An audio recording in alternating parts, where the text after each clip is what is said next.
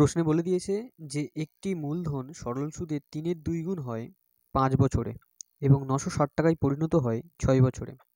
মূলধনের পরিমাণ কত?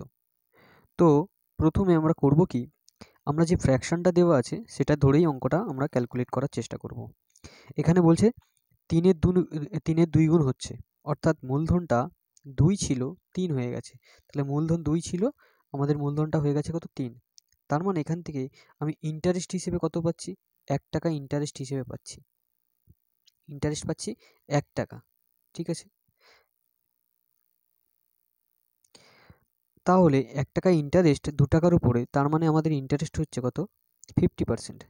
আচ্ছা, 50% ইন্টারেস্ট পাচ্ছি আমি 5 বছরে। তাহলে 1 বছরে ইন্টারেস্ট কত পাচ্ছি?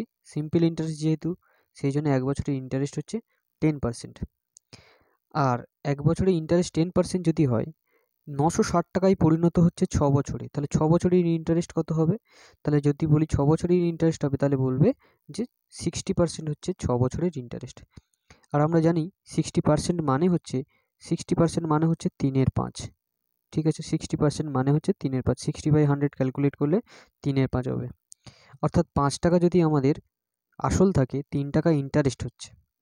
তাহলে 3 টাকা ইন্টারেস্ট হচ্ছে, 5 টাকা আসল যদি থাকে, তাহলে অ্যাকচুয়ালি অ্যামাউন্টটা কত হবে? 8।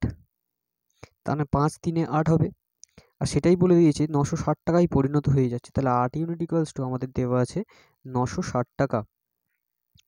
আর আমাদের জানতে চেয়েছে যে মূলধনের পরিমাণ কত। তাহলে 8 ইউনিট ইকুয়ালস টু 960 টাকা, তার মানে 120 গুণ আছে। তার মানে আমাদের প্রিন্সিপালের সাথে 120 গুণ করলেই আমরা পেয়ে যাব 600 টাকা আমাদের আসল টাকা। তো আমাদের ক্যালকুলেট করে অ্যান্সার আসবে অপশান ডি। তাহলে অপশান ডি হলো আমাদের অ্যান্সার। আশা করছি বোঝাতে পারলাম। Thank you.